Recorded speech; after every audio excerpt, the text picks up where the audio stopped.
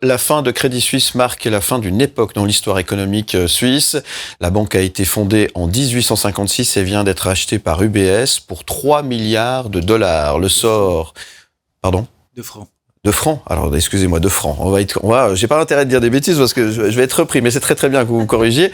Le sort des avoirs et des crédits des petits épargnants est incertain malgré les réunions de crise du Conseil fédéral, de la Banque nationale, de la FINMA et des dirigeants des deux banques. Dimanche soir dernier, le gouvernement a annoncé publiquement le rachat de Crédit Suisse par UBS. Mais des questions demeurent aujourd'hui pour les petits épargnants. La place financière suisse a été agitée par cet événement. Et il y a de quoi. On en parle ce matin donc avec Yves Génier qui m'a tout de suite corrigé, journaliste économique et rédacteur en chef du journal Mon Argent. Bonjour Yves Génier. Bonjour. Merci d'être avec nous. Le moins qu'on puisse dire effectivement, c'est que la place financière suisse est très agitée. On peut même parler d'un véritable tsunami. Hein. Même plus que ça, elle est ébranlée dans ses bases. Donc Crédit Suisse, juste pour rappel, c'est la deuxième banque du pays. Rien que ses fonds propres, donc ça veut dire sa fortune, à peu près les 3/4 du produit intérieur brut de la Suisse, à savoir la richesse produite en Suisse pendant une année. Son rachat par UBS fait que UBS aura des fonds propres, donc sa fortune du double du produit intérieur brut de la Suisse. Donc, mesurer un peu l'ampleur. Et j'ajoute que si l'opération n'avait pas réussi pendant ce week-end, donc il n'était pas garanti qu'elle réussisse, lundi matin, Crédit Suisse avait porte close. Ouais, ça c'est vraiment important de bien comprendre que s'il n'y avait pas eu cette discussion et cette réunion dimanche. Donc les réunions ont commencé mercredi dernier. Ouais. Mercredi déjà, la Confédération, ou plutôt Karine Keller-Souter, Thomas Jordan, qui est donc président de la Banque nationale, et Madame Ellerstad, qui est présidente de la FINMA, ont dit très clairement aux dirigeants du Crédit Suisse qui étaient alors en Arabie Saoudite dans une conférence: messieurs, revenez en Suisse, nous allons négocier la cession de votre banque à UBS dimanche soir, ce sera annoncé. Peut-être rappeler le début de cette histoire, quelle est la cause réelle et comment est-ce qu'on en est arrivé là en fait? Donc c'est une histoire ancienne, hein, c'est pas quelque chose qui a surgi comme ça tout dernièrement de nulle part. Bien sûr. Donc ça fait plus de 20 ans que Crédit Suisse est une banque qui prend beaucoup trop de risques, qui gère mal ses risques, qui place le profit avant le contrôle. Voilà. Bon, cette banque était richissime, donc elle pouvait se le permettre. Les dirigeants recevaient des salaires absolument somptueux. Voilà, c'est pas les seuls.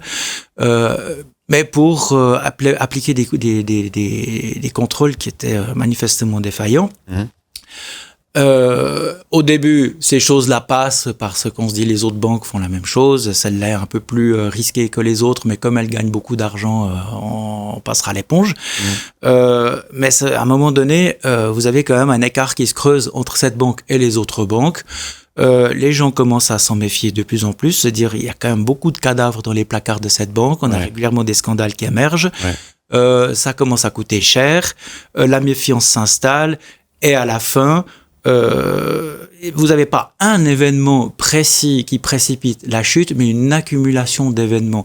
Or, il a fallu juste une chiquenaude pour précipiter la fin, à savoir la déclaration la semaine dernière.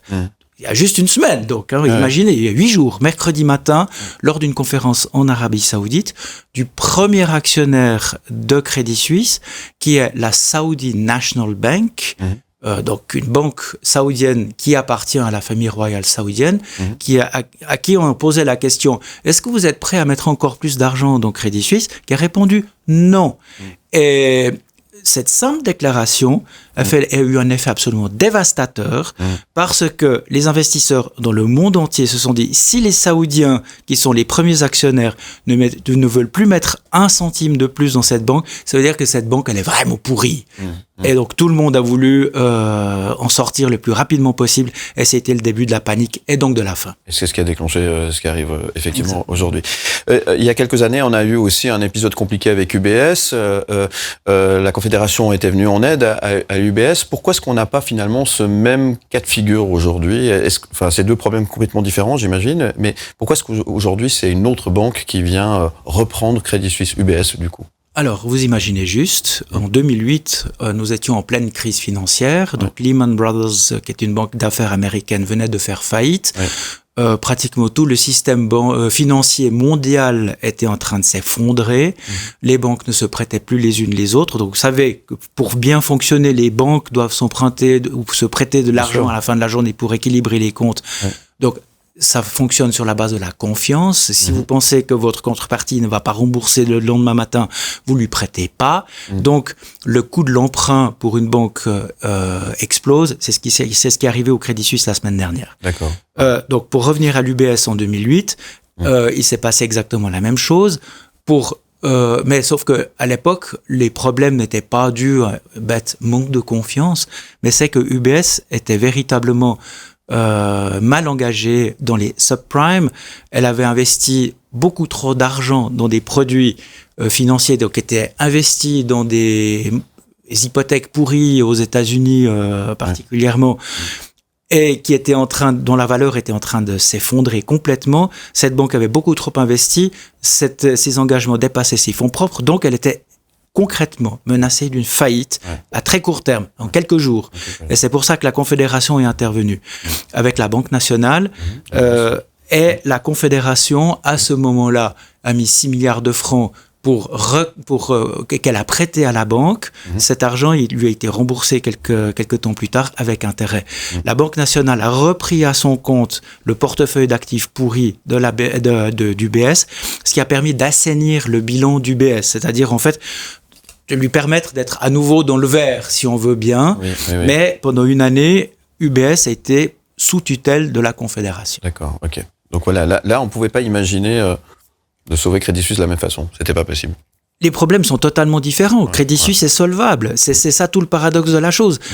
À l'époque, UBS n'était pas solvable, donc il fallait lui apporter de l'argent concrètement. Aujourd'hui, Crédit Suisse est solvable, mais a perdu la confiance. Donc ça veut dire que plus personne ne veut faire d'affaires avec cette banque. C'est pour ça qu'il a fallu la racheter. Là, l'image de la Suisse est quand même fortement ébranlée. Et en quelques années, même si c'est des problèmes différents, on a eu la débâcle de Swissair, on a eu l'histoire de l'UBS en 2008, et plus maintenant cette histoire avec le Crédit Suisse. Là, ça commence, on se prend des gifles là quand même. C'est violent. Disons qu'on démontre au reste du monde qu'on est capable de faire les mêmes faillites que les autres, qu'on est capable de tuer en l'espace de quelques jours des bijoux qui ont mis des décennies ou des siècles à être construits. Oui, c'est une belle démonstration d'incompétence qu'on fait. La débâcle de Crédit Suisse écorne l'image de la Suisse en tant que place financière solide et fiable. Il se dit que de nombreux clients quitteront probablement Crédit Suisse ou UBS et se tourneront vers des établissements plus paisibles tels que Raiffeisen ou les banques cantonales. Alors, la Suisse joue-t-elle désormais en deuxième division par rapport à des places financières telles que Londres ?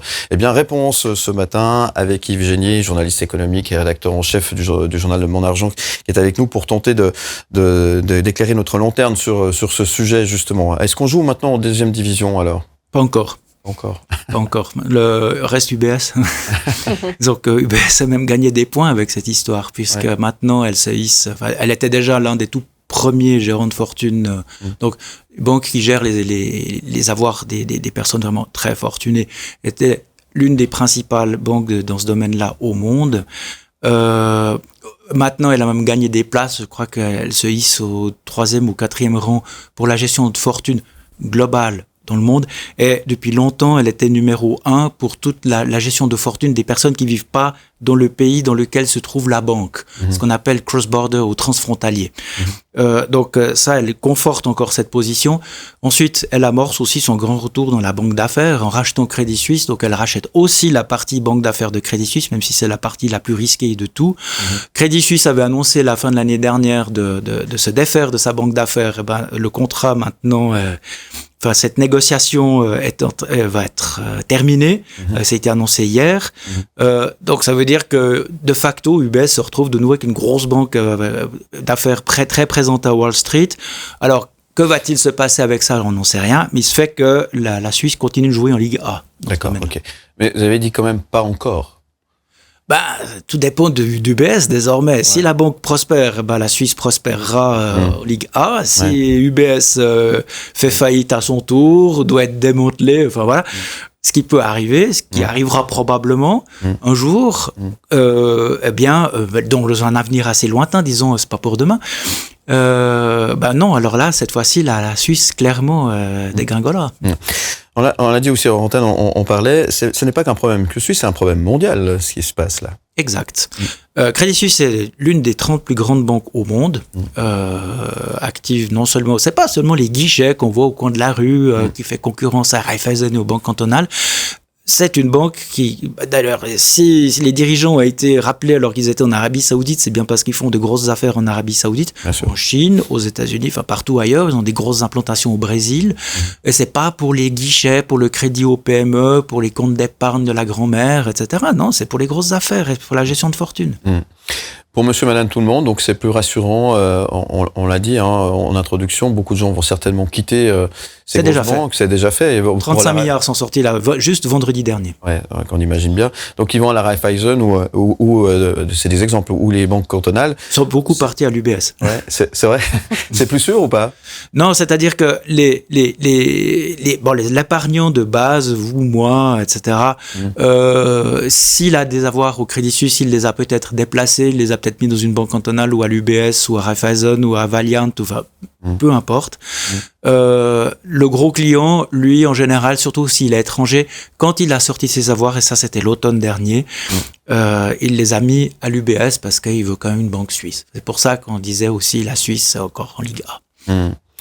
Quelles sont pour bien comprendre les conséquences de cette débâcle de Crédit Suisse pour les clients et les actionnaires aujourd'hui? Alors, pour les clients, rien, parce que comme la banque a été sauvée, même si elle est rachetée, donc les opérations continuent normalement, donc la banque a ouvert lundi matin, les trafics des paiements fonctionnent, les comptes fonctionnent, les intérêts vont être payés, les hypothèques doivent continuer d'être honorées, etc. Je veux dire, aucun changement. Mais c'est pour assurer cette continuité-là qu'on a fait tout ce cinéma pendant ce week-end et qu'il y a eu cette conférence de presse assez spectaculaire dimanche soir. En effet, ouais. S'il n'y avait pas eu ça, lundi matin, je le répète, la banque aurait été fermée. D'accord. Et pour les actionnaires, c'est plus compliqué? Alors, pour les actionnaires, pour le moment, c'est simple. Le prix de leur action, qui avait déjà fortement baissé ces derniers temps, a perdu 3/4 de sa valeur. Donc, elle était à 86 vendredi soir. Elle s'est retrouvée à 75 centimes lundi matin. Aujourd'hui, je crois qu'elle est aux alentours de 85. Donc, voilà, c'est une perte de 2/3 environ. Aujourd'hui, l'action Crédit Suisse continue d'être cotée en attendant d'être convertie en action UBS. Mais le ratio, il est connu. Le deal de dimanche soir, c'était les actionnaires de Crédit Suisse se verront échanger leurs actions en actions UBS. Donc, pour une action UBS, ils devront donner 22,48 actions Crédit Suisse. Donc, ça veut dire qu'aujourd'hui, un actionnaire Crédit Suisse, s'il veut connaître la valeur de son action, il prend l'action UBS, il regarde le cours de l'action UBS, il divise par 22,48, il trouve la valeur de son action telle qu'elle sera convertie.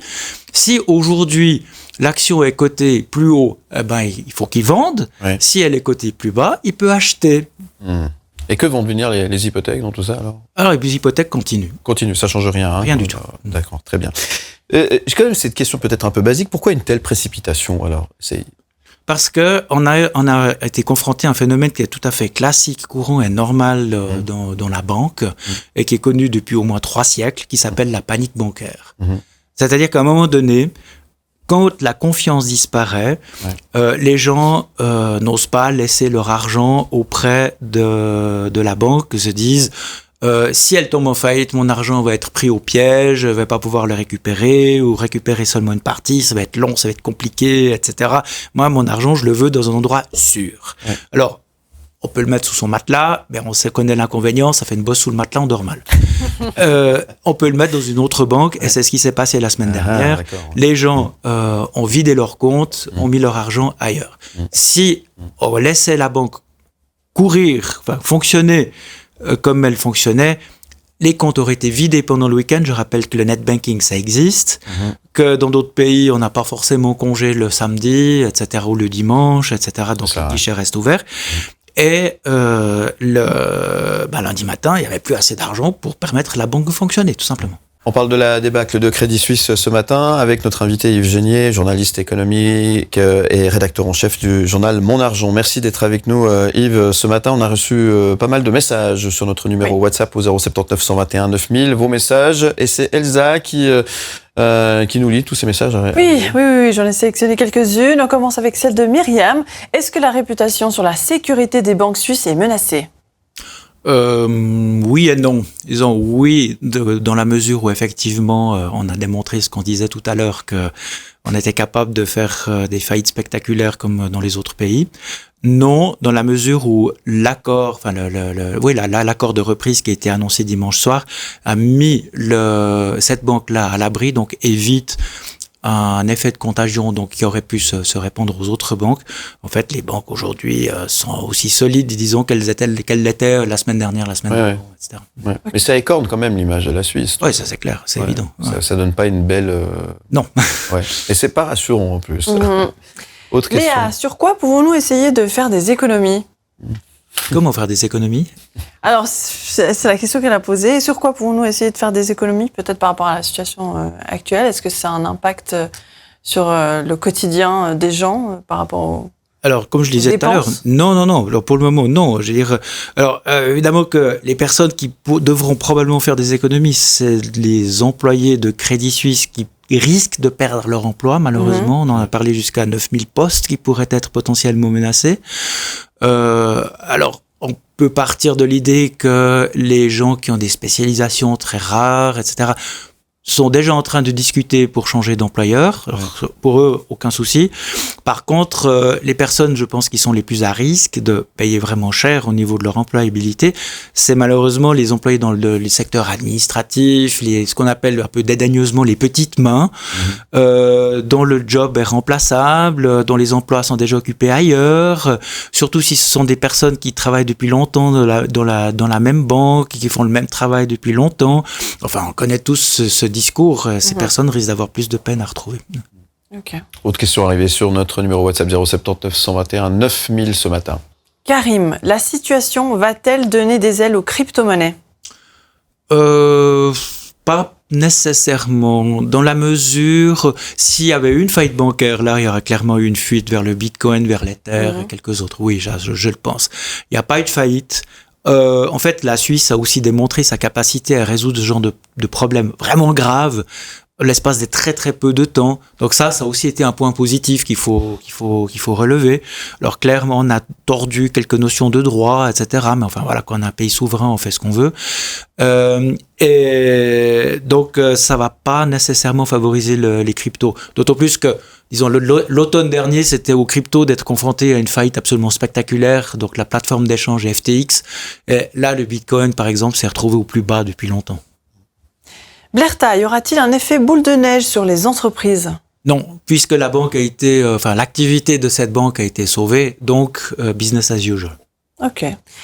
Sylvie, compte tenu le passé houleux de l'UBS, que se passerait-il si les millionnaires ou milliardaires commencent à clôturer également leurs comptes ? Ils l'ont déjà fait. À l'UBS, donc, à l'UBS, je sais pas. En tout cas, au Crédit Suisse, ils l'ont fait. Généralement, c'était pour partir à l'UBS. Donc ça, c'était l'année dernière. Alors cette année, on ne sait pas encore. Pas d'informations par rapport à cela. Cela dit, UBS gère environ 3000 milliards de francs de fortune. Donc, même si Jeff Bezos clôt tous ses comptes, admettons qu'ils soient déposés à l'UBS, il faudra quand même du temps pour que cette banque soit à genoux. D'accord. Ok. Autre question arrivée sur notre numéro WhatsApp 079 121 9000 ce matin. Gibril, pourquoi les prix augmentent à chaque fois que je vais au supermarché ? Ça n'a pas de lien. Ça n'a pas de lien directement avec ça. Ouais, c'est vrai. Ouais. Basile, une banque suisse qui est en faillite, est-ce inquiétant pour nous, les Suisses ? Absolument.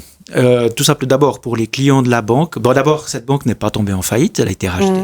Ensuite, en admettant une banque qui tombe en faillite, c'est une extrêmement mauvaise nouvelle d'abord pour les clients, parce que leurs avoirs sont bloqués, alors les comptes d'épargne sont garantis jusqu'à 100 000 francs par client, mais tout ce qui dépasse risque d'être perdu. Ensuite, une banque qui fait faillite fragilise les autres banques, d'abord financièrement, parce que, comme je l'ai dit tout à l'heure, les banques se prêtent de l'argent les unes les autres, donc quand une fait faillite, ça ça provoque des pertes auprès des autres. Ensuite, il y a une perte de confiance globale envers les banques en général. Donc les gens tendent à s'en méfier, à mettre leur argent ailleurs. Puis ensuite, le système bancaire suisse vit beaucoup de la clientèle étrangère. Donc quand vous montrez que vous faites une faillite bancaire en Suisse, d'autant plus si elle est importante et mal gérée, les gens, alors là pour le coup, ils perdent vraiment confiance et vont mettre leur argent ailleurs, dans un autre pays.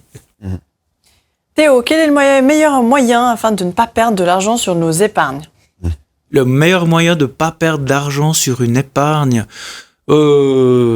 d'abord c'est de garder un compte d'épargne, mais qui va quand même perdre de l'argent parce que la rémunération de cette épargne, donc les taux d'intérêt, est plus basse que le renchérissement. Donc pour un intérêt de 0,5% que vous recevez sur votre épargne, en même temps les prix à la consommation ont augmenté de 3%, donc vous avez perdu en fait 2,5% en pouvoir d'achat. Un moyen alternatif, c'est d'investir dans des titres. Alors là, vous participez aux hausses et aux baisses de la bourse. Alors quand la bourse monte, c'est super, vous avez gagné de l'argent. Quand la bourse baisse, vous en avez perdu. Donc vous êtes exposé aux aléas des marchés financiers.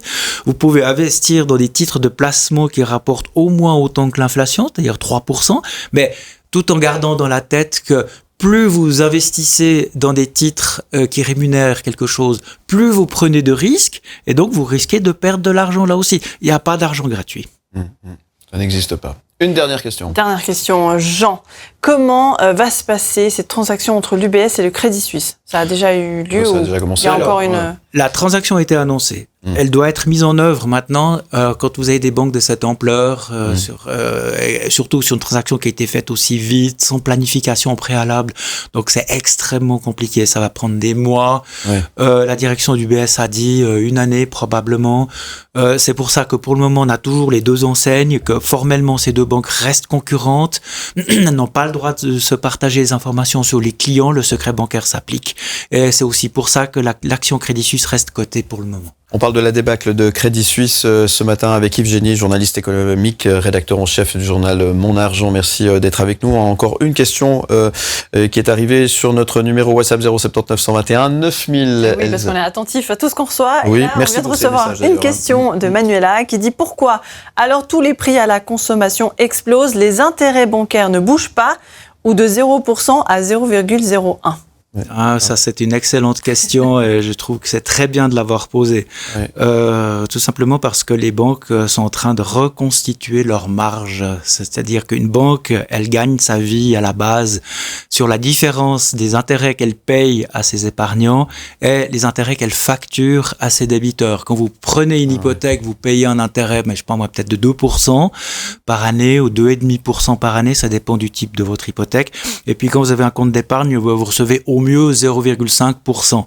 Donc la différence entre les deux, c'est ce que la banque va garder pour elle-même. Donc elle va payer ses salaires, elle va payer ses locaux, elle va payer ses ordinateurs, etc. Mais elle va aussi réaliser son bénéfice avec ça. Donc quand les intérêts remontent, elle a tendance à remonter les taux des hypothèques, des autres crédits très rapidement, souvent même en anticipant la hausse des taux de la Banque centrale. Par contre, les taux d'épargne, eux, ils arrivent nettement derrière. D'accord. Merci pour cette question et merci pour cette réponse, Yves Génier. Je rappelle que vous avez sorti un livre, Scandale chez Crédit Suisse, il y a quelques mois de ça. Novembre 21. En 21, quand les banques perdent la tête, au sous-titre aux éditions Attinger à Orbe. Vous êtes un prédicateur, vous avez un donneur d'alerte, vous aviez écrit l'histoire finalement en quelque sorte. Ce qui est en train de se passer, c'était plus ou moins... Non, mais j'ai aucun autre mérite que d'avoir écrit ce livre. Disons que c'est simple, c'est après une discussion avec l'éditeur qu'on a convenu qu'il serait intéressant d'écrire ce livre. C'était juste après les scandales Archegos et Greensill, donc c'est deux pertes massives que le Crédit Suisse avait encourues à cause de ses imprudences. C'était au début de l'année 21. Et là, on s'était dit, mais là, il y a une accumulation absolument invraisemblable de bêtises. L'idée a été de raconter, en fait, cette accumulation. Je veux dire, il n'y a pas besoin d'être un grand spécialiste pour comprendre que cette banque était sur une pente extrêmement glissante. Ça, tous les experts le savaient, toutes les personnes attentives le savaient. C'est juste de mettre en mots, en fait, ce que les gens savaient. Livre très intéressant. Scandale chez Crédit Suisse, quand les banques perdent la tête, aux éditions Attinger à Orbe. N'hésitez pas à vous procurer ce livre écrit par Yves Génier, qui est avec nous, qui est aussi, je le disais, j'ai dit à plusieurs reprises, journaliste économique et rédacteur en chef du journal Mon Argent. Mon Argent, c'est un journal qui est tout frais, qui est tout jeune, qui est le petit frère de Bon à Savoir. C'est exact. Bon à Savoir, l'éditeur de Bon à Savoir a lancé ce journal l'automne dernier. J'en suis la cheville ouvrière, si on veut. J'en suis le rédacteur en chef.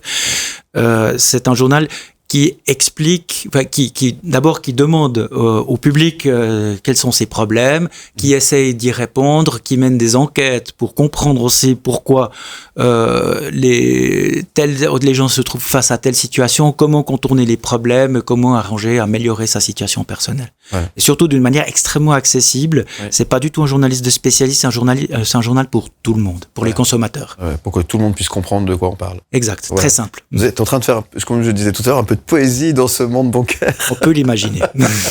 En tout cas, merci Yves Génier, et on aura l'occasion de vous retrouver très prochainement et régulièrement. On aura l'occasion d'en parler avec le journal Mon Argent. En tout cas, merci d'être venu éclairer notre lanterne encore une fois sur ce sujet débâcle de Crédit Suisse. Merci beaucoup. Une dernière petite question peut-être. Que nous enseigne cette débâcle de Crédit Suisse aujourd'hui? Qu'est-ce qu'on va en retirer? Que ce qui paraît sûr, assuré, éternel ne l'est jamais.